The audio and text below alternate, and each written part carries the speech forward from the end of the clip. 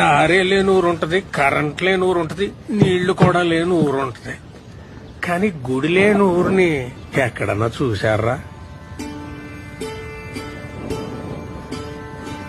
ఉండరా ఉండదు కదా. ఉండదు. అలాంటి ఊరే ఉండదు. ఎందుకో తెలుసా? ప్రతి గుడిలోని దేవుడు ఉంటాడని కాదురా, ఆ గుడి ఆ దేవుడి గత చెప్పాలని, ఆ కథ మనకు గుర్తుండిపోవాలని కడతారా. మన రామాలయం సీతను కాపాడుకున్న రాముడు కథ కాదు చెప్పేది. అలాగైతే అది ప్రేమ కథ మాత్రమయ్యేది కదా. ఆహా, రాముడి సమస్య తనదనుకున్న హనుమంతుడి కథ. ధర్మం వైపు ఉన్న రాముడికి మేమున్నామని నిలబడ్డ వానరుల కథ.